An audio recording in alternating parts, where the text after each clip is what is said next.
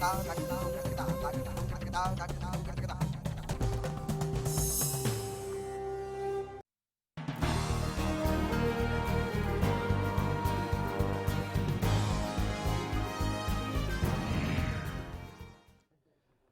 स्वागत है आपका हरियाणा न्यूज में। आप देख रहे हैं बड़ी खबर। आपके साथ मैं हूं भुवन शर्मा। बुलेटिन का आगाज इस वक्त की बड़ी खबर से करेंगे।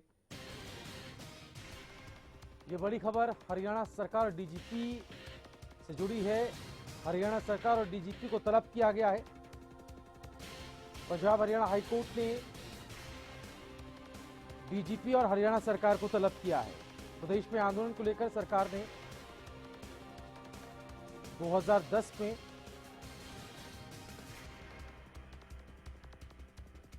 रोडमैप की जो स्थिति है उसको स्पष्ट करने के लिए नोटिस जारी किया। 1 अप्रैल को सरकार को हाईकोर्ट को अब जवाब देना होगा। तो हरियाणा सरकार और डीजीपी को तलब किया गया है। पंजाब हरियाणा हाईकोर्ट ने दोनों को तलब किया है। बड़ी खबर पंचकुला से हम आपको बता रहे हैं। यहां प्रदेश में आंदोलन को लेकर सरकार ने 2010 में रोडमैप तैयार होने का दावा किया था। हाल ही में हुए जाट आंदोलन में मौजूदा सरकार ने कोई रोडमैप तैयार नहीं किया। हाईकोर्ट ने रोडमैप की स्थिति स्पष्ट करने के लिए ये नोटिस जारी किया। अब 1 अप्रैल को सरकार को और डीजीपी को हाईकोर्ट में जवाब देना है।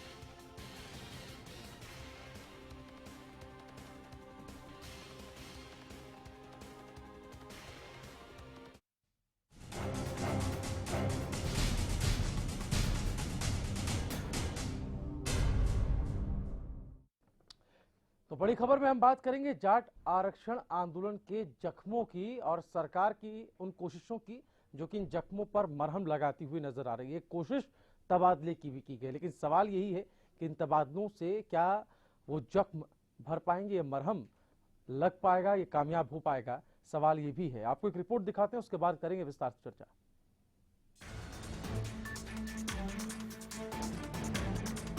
हरियाणा में 10 दिन तक चले उग्र आंदोलन ने सूबे के सीने पर गहरे जख्मों के साथ साथ कई गहरे और गंभीर सवाल छोड़ दिए हैं। सवाल अंधेरे में गुम हुई मुरथल की सच्चाई का, सवाल आंदोलन से झुलसती सरकार का। आरक्षण की आग थमी तो सत्ता के खरौंदे में जाट गैर जाट की चिंगारी छिड़ गई और सवाल तबाही की घुटन से हर दिन जूझ रहे हरियाणा का। आंदोलन की आड़ में मुरथल में हुए कथित गैंगरेप की सच्चाई अभी तक सामने आनी बाकी है। मामले को लेकर पुलिस किस कदर लापरवाह थी, ये खुलासा हरियाणा सरकार ने उस स्टेटस रिपोर्ट में कर दिया है जिसमें कहा गया है कि वाहनों में तोड़फोड़ से संबंधित महिलाओं के बयान दर्ज नहीं किए गए क्योंकि उस समय हालात इजाजत नहीं दे रहे थे। जिसके बाद मुरथल की सच्चाई पर पर्दा डालने की पुलिसिया कोशिशें बेपर्दा होने लगी। हाईकोर्ट में सरकार की पेश की गई स्टेटस रिपोर्ट में कहा गया है कि मुरथल में वाहनों के साथ तोड़फोड़ की गई, उन्हें आग के हवाले किया गया, लेकिन गैंगरेप जैसी कोई वारदात नहीं घटी। सरकार ने माना कि महिला यात्रियों की ओर से वाहनों में तोड़फोड़ के बयान दर्ज नहीं किए गए क्योंकि हालात इसकी इजाजत नहीं दे रहे थे। आखिर वो कौन से हालात थे जिन्होंने पुलिस के हाथों में हथकड़ी लगा दी? क्या हालात की आड़ में सच्चाई छिपाने की कोशिश हो रही थी? तोड़फोड़ से संबंधित महिलाओं के बयान दर्ज क्यों नहीं किए गए? क्या आंदोलन के दौरान हुए रेप के मामले भी इसलिए दर्ज नहीं किए गए? सरकार की स्टेटस रिपोर्ट किस ओर इशारा करती है? इधर आंदोलन के दौरान लापरवाही बरतने वाले अधिकारियों पर गाज गिरनी शुरू हो गई। रोहतक आईजी श्रीकांत जाधव और 2 डीएसपी के निलंबन के बाद अफसरों पर तबादले की तलवार चली है। 9 आईपीएस अधिकारियों का तबादला, 1 एचपीएस अधिकारी का तबादला, झज्जर, रेवाड़ी, कैथल और यमुनानगर के एसएसपी को हटाया गया, गुड़गांव के डीसीपी वेस्ट कुलविंदर सिंह को हटाया गया, अंबाला के डीसीपी जेएस रंधावा को भी हटा दिया। इससे पहले 8 एचसीएस और 6 एचपीएस अधिकारियों का भी तबादला किया गया। कैथल की एसडीएम मनदीप कौर का वीडियो सामने आने के बाद उन्हें पद से हटाया गया। अब सवाल ये है कि क्या तबादले से आंदोलन के जख्मों पर मरहम लगाएगी सरकार? आंदोलन में लापरवाही बरतने वालों के लिए तबादले की सजा काफी है। तबादले की आड़ में जिम्मेदारी से क्या सरकार बच रही है? सवाल गहरे और गंभीर हैं, क्योंकि आंदोलन की आग में भीतर तक झुलसे हरियाणा का इलाज करने की सरकारी तरकीब अब सवालों के घेरे में है। इधर मुरथल कांड में जांच और अधिकारी सवालों के घेरे में है। उधर तबादलों की बाढ़ से क्या असली गुनहगारों तक पहुंच पाएगी सरकार? Bureau report, Haryana news.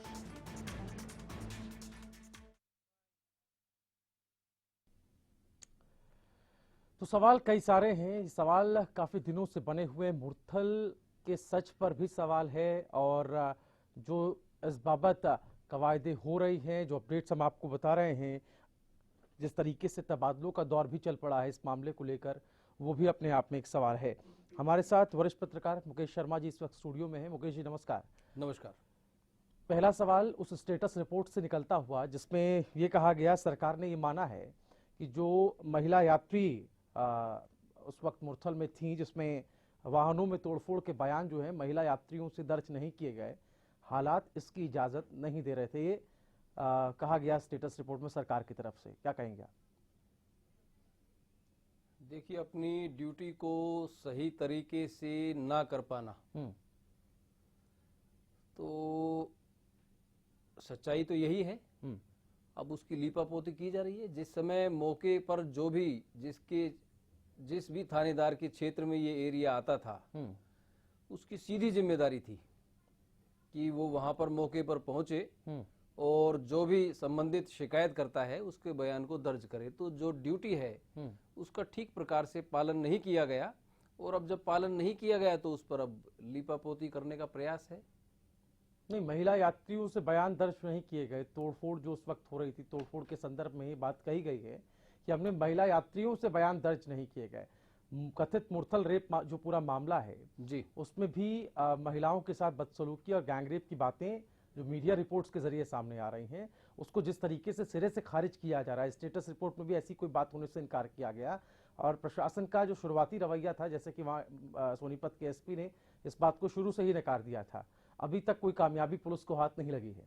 आपको क्या लगता है, ये कहीं ना कहीं वो जो शक है, वो जो संशय है, उसको और कड़ा कर देता है और सोचने पर विवश कर देता है कि हाँ ऐसा कोई इंसिडेंट रहा होगा, क्योंकि आपने महिला यात्रियों से तो बयान ही उस वक्त दर्ज नहीं किए। देखिए, इसमें चूंकि कोई शिकायतकर्ता सामने नहीं आई है और जिस समय मौके पर यह घटना घटी उस समय बयान दर्ज नहीं किए गए, तो कुछ लापरवाही पुलिस की तरफ से हुई।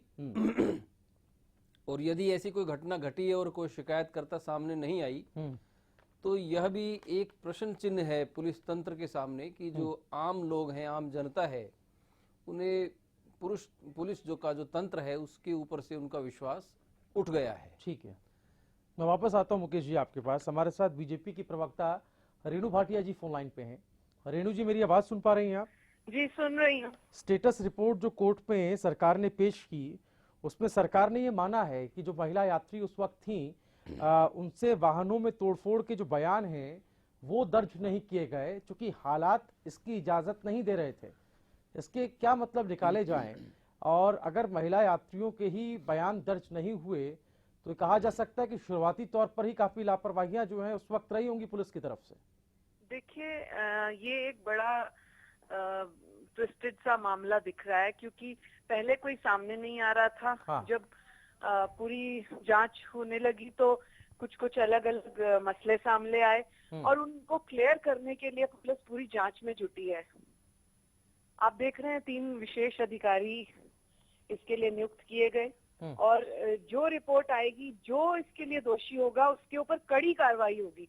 नहीं ये मैम, एक ऐसा मसला है जिसके हाँ। ऊपर कड़ी कार्रवाई होना बहुत आवश्यक है, चाहे वो किसी अधिकारी की लापरवाही से हुआ, हाँ। चाहे जो भी इसमें। लेकिन मैं ये समझना चाह रहा हूँ रेणु भाटिया जी, जो उस वक्त हालात थे और जो महिला यात्री उस वक्त वहां मौजूद थी, तोड़फोड़ के बयान पुलिस ने लिए हैं अलग अलग लोगों से, लेकिन महिलाओं से जो उस वक्त महिला यात्री वहां पर प्रत्यक्षदर्शी थी, वहां पर फंसी हुई थी, उनके बयान पुलिस ने दर्ज नहीं किए, ये कहना है सरकार का। और ये भी कहा गया है कि हालात इसकी इजाजत नहीं दे रहे थे।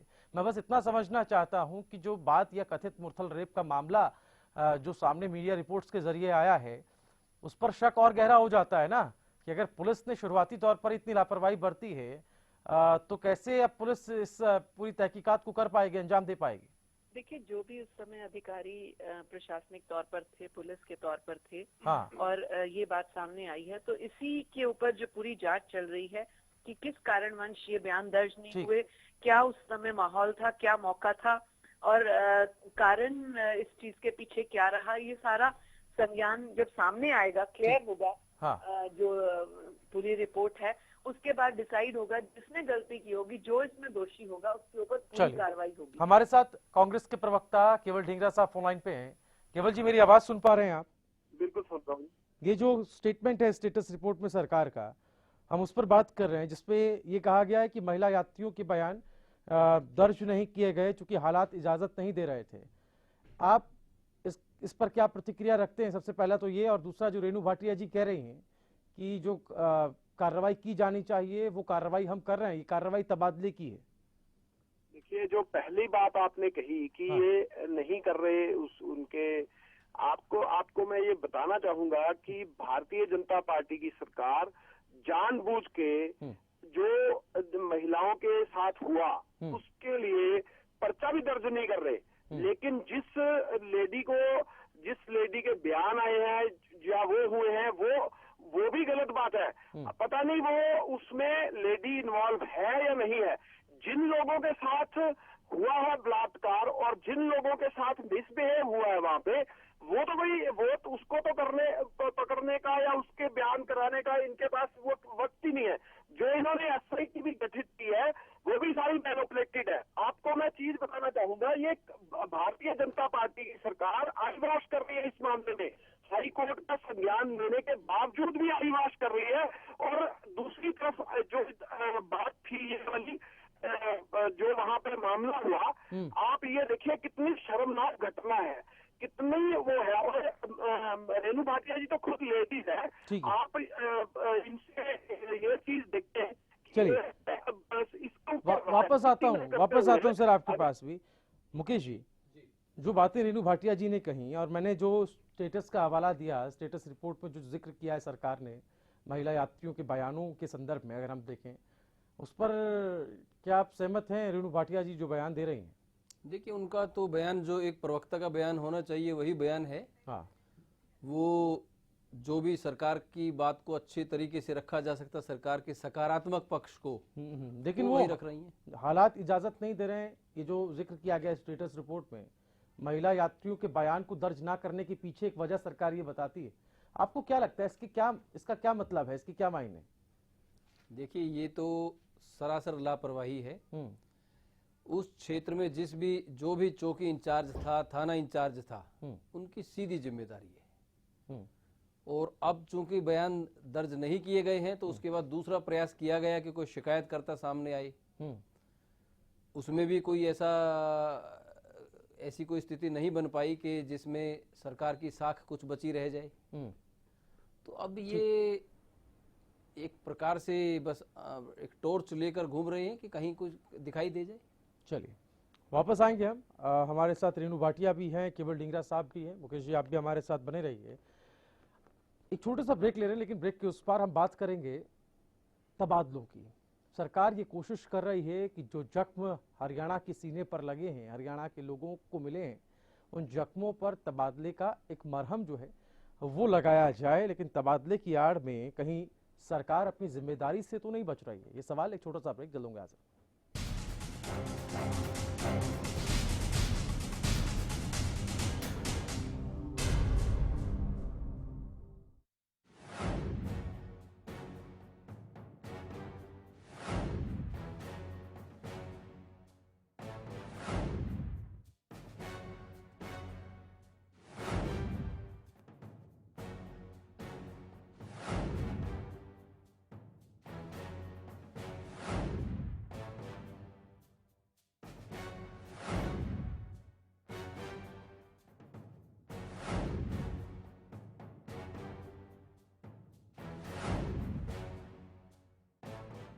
मान की वजह से छिन गया था मंजरी का। एक इम्पोर्टेंट मैसेज, अगर आपको टीवी सीरियल्स देखने का शौक है तो जल्द से जल्द अपने घर में सेट टॉप बॉक्स लगाइए। क्यों? क्योंकि सेट टॉप बॉक्स लगाने की आखिरी तारीख निकल चुकी है। तो आप टीवी सीरियल्स कभी भी बंद हो सकते हैं।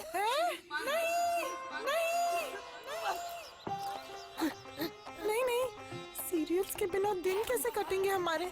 आप ही बताइए ना, कौन सा सेट टॉप बॉक्स लगवाए? सिंपल, सेट टॉप बॉक्स मतलब डिश टीवी, क्योंकि डिश टीवी है 10 करोड़ लोगों की पसंद। इंडिया का सबसे भरोसेमंद डीटीएच ब्रांड भी यही है। और हाँ, अब डिश टीवी के साथ अपना मनोरंजन खुद चुनिए। पैक सिर्फ 99 रुपए से शुरू। सेट टॉप बॉक्स मतलब डिश टीवी। ਜ਼ਿਆਦਾਤਰ ਕਿਸਾਨਾਂ ਨੇ ਸਰਤਾਜ ਜਿਪਸਮ ਕੋ ਅਪਣਾਇਆ। ਮੈਂ ਇਸ ਖੇਤ ਦੇ ਵਿੱਚ 2 ਸਾਲ ਪਹਿਲਾਂ ਨਵੀਂ ਮਿੱਟੀ ਪਾਈ ਦੀ ਜੀ, ਇਸ ਕਰਕੇ ਇੱਥੇ ਬਿਲਕੁਲ ਫਸਲ ਨਹੀਂ ਹੋ ਰਹੀ ਦੀ। ਮੈਂ ਸਰਤਾਜ ਜਿਪਸਮ ਵਰਤੀ, ਸਰਤਾਜ ਜਿਪਸਮ ਵਰਤਣ ਕਰਕੇ ਇੱਥੇ ਬਹੁਤ ਵਧੀਆ ਫਸਲ ਹੋਈ ਹੈ ਜੀ। ਇਹਦਾ ਤੁਹਾਡੇ ਸਾਹਮਣੇ ਦੇਖੋ ਫਲੀਆਂ ਕਿੰਨੇ ਵਧੀਆ ਨੇ। Sartaj gypsum natural imported sulphur व कैल्शियम से युक्त।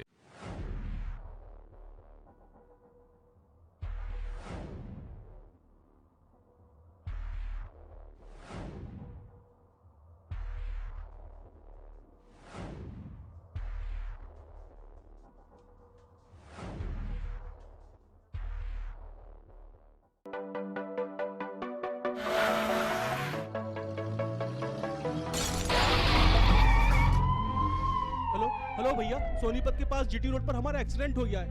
आपको तो पता है ना, प्रिया प्रेग्नेंट है। डोंट पैनिक, हम दिल्ली आ रहे हैं। दिल्ली नहीं, फिम्स हॉस्पिटल सोनीपत जाओ, वहाँ सारी फैसिलिटीज हैं।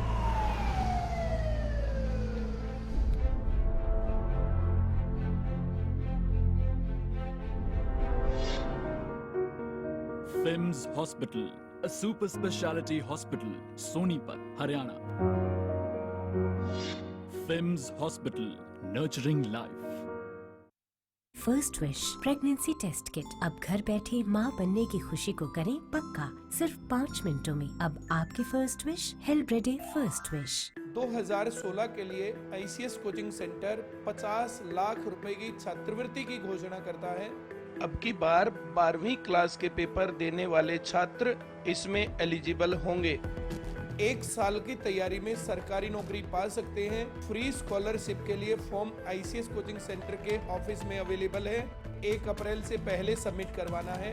ICS coaching centre free scholarship test लेगा। टेस्ट की भी फ्री तैयारी करवाएंगे। जो स्टूडेंट्स इसमें इंटरेस्टेड हैं वे अप्लाई कर सकते हैं। सिरसा में अब खत्म हुआ अंतर्राष्ट्रीय स्तर की शिक्षा का इंतजार। MDLR ग्रुप लेकर आए हैं MDK इंटरनेशनल स्कूल। हरियाणा के हरित क्षेत्र सिरसा में विश्व स्तरीय शिक्षा की खास पहचान। MDK international school Cambridge university London से जुड़े सिरसा के इस पहले रेसिडेंशियल कम डे बोर्डिंग स्कूल के डायरेक्टर हैं कैम्ब्रिज एग्जाम्स के आकलनकर्ता मिस्टर लॉरेंस फ्रे।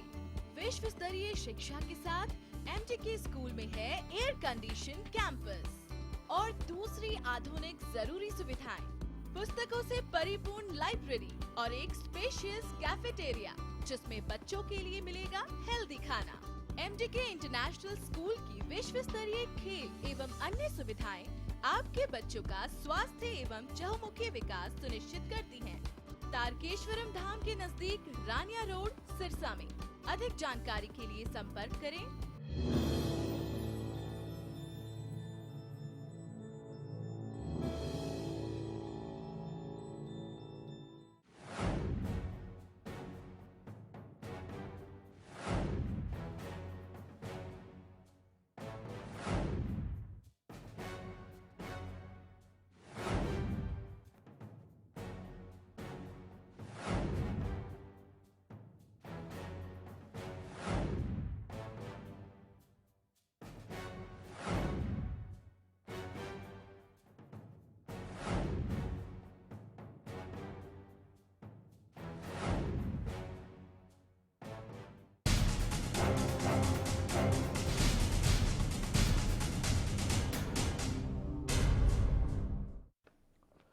और ब्रेक के बाद बड़ी खबर में आपका एक बार फिर से स्वागत है। हम बात कर रहे हैं कथित मुरथल रेप मामले को लेकर। लगातार सरकार पर जिस तरीके से दबाव बनाया जा रहा है, उसके मद्देनजर सरकार अब इस डैमेज कंट्रोल इसको किस तरीके से कर रही है। जैसा कि हमने आपको जानकारी दी थी ब्रेक पर जाने से पहले, 9 आईपीएस अधिकारियों का तबादला किया गया, एक एचपीएस अधिकारी का तबादला किया गया।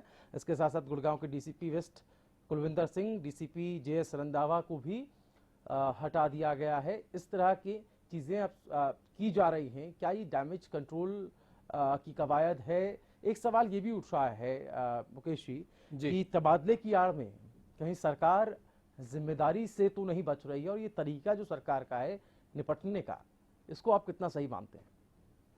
देखिए, अब चूंकि घटनाएं तो सारी घट ही चुकी हैं, हाँ, और प्रदेश सरकार के पास जो जो विकल्प हैं उन्हें उनका प्रयोग किया जा रहा है।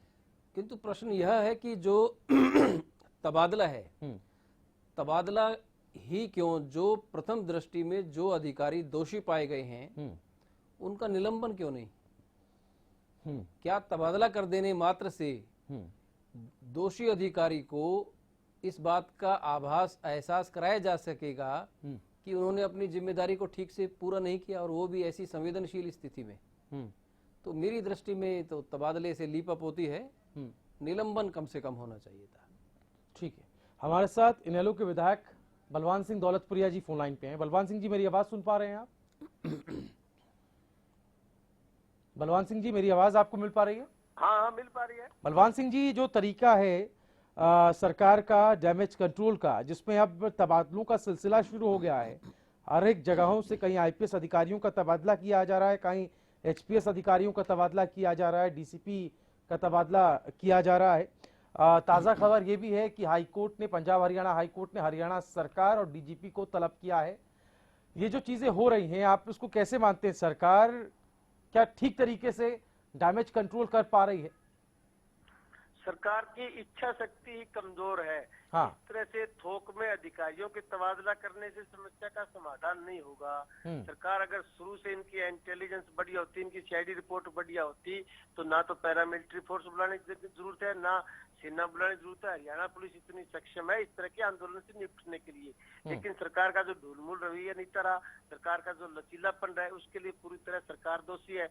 और बड़े दुख की बात, अब न्यायपालिका को हस्तक्षेप करना पड़ रहा है, सरकार को कहना पड़ रहा है। इससे बुरी बात और क्या होगी? ये तो नैतिकता के आधार पे सरकार को इस्तीफा देना चाहिए मुख्यमंत्री जी को। ये पूरी तरह फेल्योर रही है। कहाँ पे मूर्थल कांड की इतनी जोर शोर से आवाज उठा रहे थे, वहाँ पे कुछ नहीं निकला, लेकिन जो कुछ हुआ उससे हरियाणा का नाम बड़ा शर्मसार हो चुका है। और आज जो थोक में तबादला किया, इससे कहीं ना कहीं ब्यूरोक्रेट के अधिकारियों में भी निराशा उत्पन्न होगी। और जो काफी अच्छे अधिकारी थे, उन्होंने अपनी ड्यूटी को बखूबी निभाया था, लेकिन सरकार ने उनके हाथ बांध दिए थे, उनको एक्शन लेने पर रोक दिया था सरकार ने। सरकार को क्या कार्रवाई करनी चाहिए? बलवान सिंह जी, क्या कहेंगे? सरकार को जो अधिकारी है उनके खिलाफ सख्त एक्शन लेना चाहिए। और सरकार के जो मंत्रियों ने गैर जिम्मेदाराना व्यवहार किया, जो राजकुमार सैनी ने जो गैर जिम्मेदाराना व्यवहार किया, और जहाँ पे इनके विधायकों का गैर जिम्मेदार रवैया, उनके खिलाफ इनको एक्शन लेना चाहिए। चलिए, बेहद शुक्रिया बलवान सिंह जी आपका हमारे साथ जुड़ने के लिए। यही सवाल मुकेश जी आपसे, बतौर वरिष्ठ पत्रकार, आपको क्या लगता है ये जो सरकार का तरीका है, जिसको आपने कहा कि ठीक नहीं है, जिस तरीके से तबादले किए जा रहे हैं, एक तरीके से जिम्मेदारी से बचा जा रहा है, देखिए इसमें कोई क्या करना चाहिए था सरकार को? क्या करना चाहिए? देखिए, हाल ही में जो सुप्रीम कोर्ट का जजमेंट आया है, हाँ, गुजरात आरक्षण मामले में, हाँ, कि जो भी सार्वजनिक संपत्ति की तोड़फोड़ करेगा उसकी पहचान की जाए, उसके खिलाफ मामला दर्ज किया जाए, और उन दोषियों से ही उसके जो नुकसान की रकम है वो वसूल की जाए। तो यह तो सुप्रीम कोर्ट का फैसला है। यदि सुप्रीम कोर्ट के इस फैसले को लागू हरियाणा में भी कर दिया जाए तो न्याय होगा।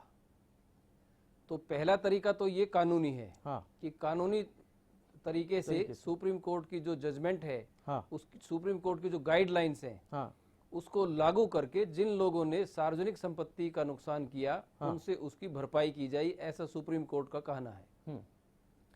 दूसरा तरीका है सामाजिक।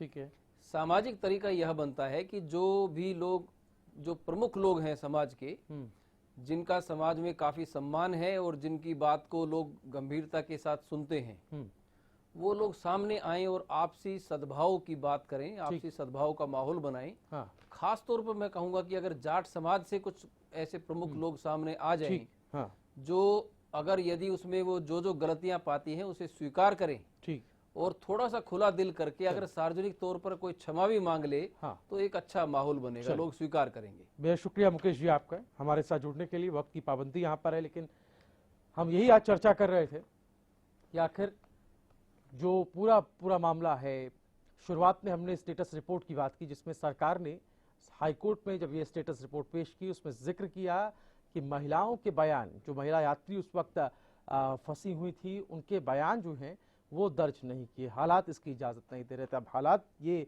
कौन से पैदा हो गए और हालात अगर पैदा हुए तो क्या पुलिस के हाथों में इन हालातों ने हथकड़ी लगा दी? सवाल ये भी है। और तबादलों का ये सिलसिला कब तक चलेगा, कब तक कोई ठोस कार्रवाई सरकार की तरफ से की जाएगी, इस पर हरियाणा की जनता भी निगाह बनाए रखे और हम भी। फिलहाल बड़ी खबर में इतना है। नमस्कार।